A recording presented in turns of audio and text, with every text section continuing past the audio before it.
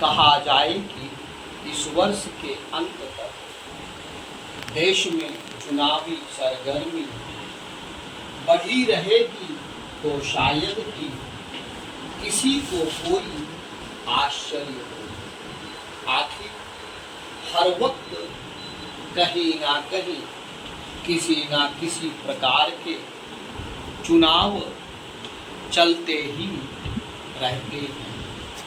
इस वर्ष के प्रारंभ में पूर्वोत्तर के 3 राज्यों में चुनाव संपन्न हुए हैं। गत दिवस कर्नाटक का जोरदार चुनाव अभियान खत्म हुआ। वर्ष के अंत तक लगभग 5 और राज्यों में चुनाव होने हैं। फिर अगले साल सभी मुकाबलों में महामुकाबला माने जाने वाले लोकसभा चुनावों का कार्यक्रम नियत है। ऐसे में यह जानकर कि यह आलेख स्थानीय निकाय चुनावों की चर्चा पर केंद्रित है, तो संभव है कि कुछ लोगों को उबासी भी आ सकती है।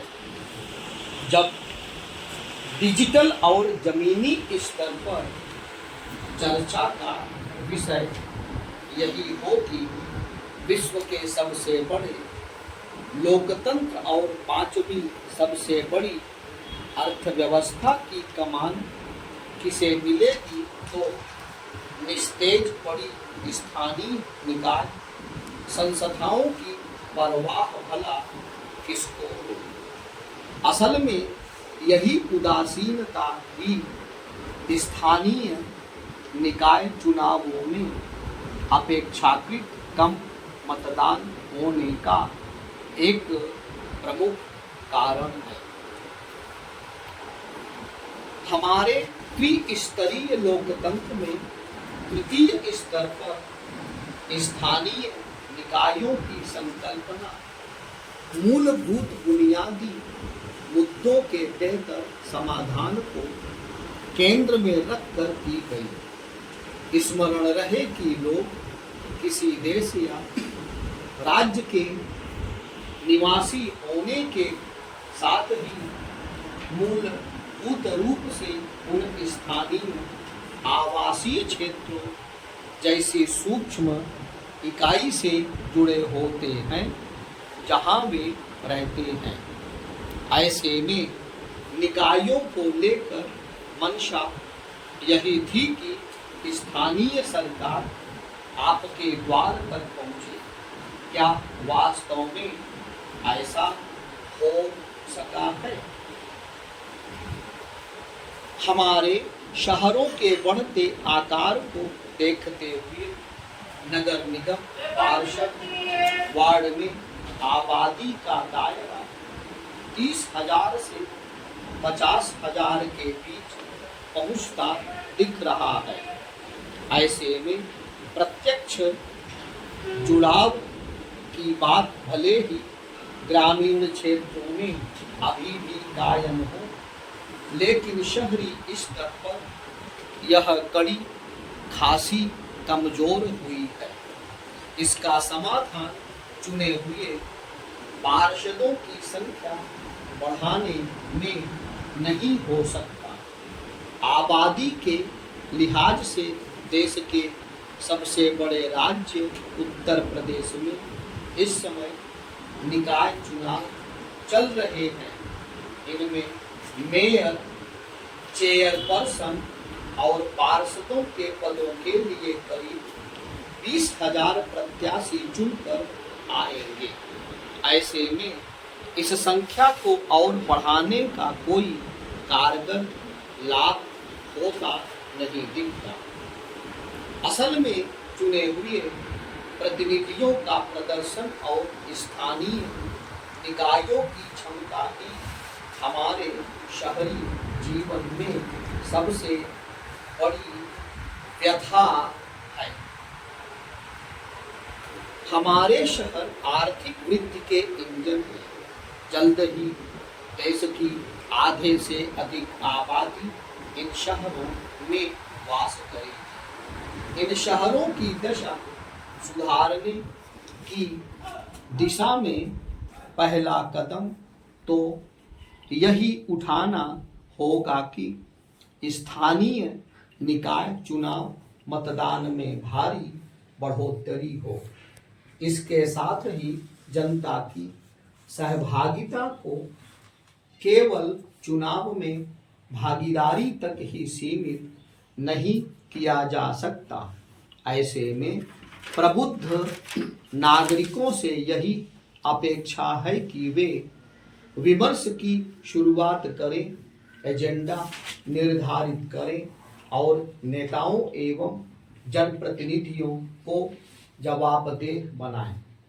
ऐसी कई प्रत्यक्ष समस्याएं हैं जिन्होंने समूचे शहरी परिदृश्य को अपनी चपेट में लिया हुआ है। इनकी था लेने के लिए आपको आर्किटेक्ट या नगर नियोजक होने की आवश्यकता नहीं। उद्वेलित करने वाला कचरा प्रबंधन, चाल बाह्य और काल बाह्य निकासी तंत्र और अक्षम सीवेज प्रवाह परिशोधन क्षमताएं भी बड़ी दुखदायी हैं। ये अभिशाप हमारी प्रगति को अवरुद्ध कर हमें ऐसी शर्मनाक परिस्थितियों में रहने के लिए विवश करते हैं जिसकी सभ्य समाज में कोई जगह नहीं हो सकती। मुद्दे एकदम सीधे सपाट हैं। हमारे नगर निगमों का प्राथमिक दायित्व स्वच्छता के पैमानों पर खरे उतरने का है। इस मामले में निकाय जनप्रतिनिधि अक्सर असमर्थता जताते हैं। निसंदेह वे सर्व अधिकारों से संपन्न भले ही ना हो, लेकिन फिर भी यह प्रश्न अवश्य उठता है कि क्या वे वह कार्य भी कर पा रहे हैं जिनके लिए वे संवैधानिक रूप से सशक्त हैं। उनका विजन क्या है? क्या उन्होंने उचित मंचों पर प्रश्न उठाए, सही मुद्दों पर आवाज मुखर की, उचित प्राधिकारी संस्थाओं के समक्ष कारगर योजनाएं प्रस्तुत कर उन्हें उपयुक्त आवश्यकताओं से अवगत कराया?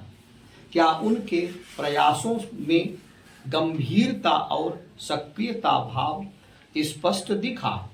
क्या उन्होंने जनता की राय को सही दिशा देने और उसे सत्ता के समक्ष रखने का प्रयास किया?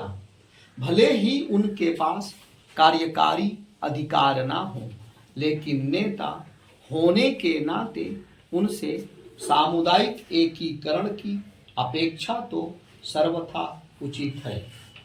वस्तुतः परिस्थितियों के समक्ष घुटने टेक कर निराश होने वालों के बजाय हम स्थितियों का सामना कर समाधान खोजने वाले जनप्रतिनिधियों को प्राथमिकता दें। हमारे नगर निगमों का राजस्व सृजन निराशाजनक है। विकसित और विकासशील अर्थव्यवस्थाओं के मुकाबले भारत में जीडीपी के अनुपात में निकाय राजस्व बहुत दयनीय स्तर पर है। ऐसे परिदृश्य में राज्यों एवं केंद्र सरकार पर निर्भरता स्वाभाविक है और निकाय स्वायत्तता एक मृगमारीचिका बनकर रह जाती है, जबकि राजस्व बढ़ाने की भारी गुंजाइश है। संपत्ति कर एवं जल कर में उपयुक्त वृद्धि और बेहतर अनुपालन, विज्ञापन होर्डिंग्स से आय और उचित आर्थिक खर्चाना आदि लगाकर राजस्व में भारी वृद्धि की संभावनाएं हैं। आखिर नगर निगमों को ऐसा करने से कौन रोक रहा है? इसमें कोई संवैधानिक अवरोध तो कतई नहीं है। वास्तविकता यही है कि लोक लुभावनवाद और भ्रष्टाचार इस मामले में उनकी राह रोके हुए है। फिलहाल उत्तर प्रदेश में निकाय चुनाव चल रहे हैं। कुछ समय बाद उत्तराखंड में होंगे। फिर देश की सबसे घनी और धनी नगर निकाय बीएमसी के चुनावों की बारी आएगी। पंजाब में भी नगर निकायों का कार्यकाल पूरा हो गया है, मगर अभी चुनाव की घोषणा नहीं हुई। इन क्षेत्रों में बड़ी नगरीय आबादी रहती है। ऐसे में यदि हम इन चुनावों को भी विधानसभा या लोकसभा चुनावों की भांति अधिक गंभीरता प्रदान करें तो यह हमारे लिए बहुत उपयोगी होगा। और हाँ, कृपया धन संसाधनों की कमी को नगरीय निकायों के लचर प्रदर्शन की वजह के रूप में कभी स्वीकार ना करें। हमसे आर्थिक रूप से कमजोर कई देश भी हमसे कहीं ज्यादा साफ सुथरे हैं। जनसंख्या की दृष्टि से अब हम विश्व के सबसे बड़े देश हैं। इतनी बड़ी संख्या हमारे लिए वरदान सिद्ध होगी या अभिशाप, यह काफी हद तक हमारे शिक्षा, स्वास्थ्य जैसे पहलुओं से निर्धारित होगा। ऐसे में इस प्रश्न का उठना स्वाभाविक है कि जिन बच्चों की परवरिश गंदगी भरे माहौल में होती है, क्या वे कभी आदर्श नागरिक बन सकते हैं?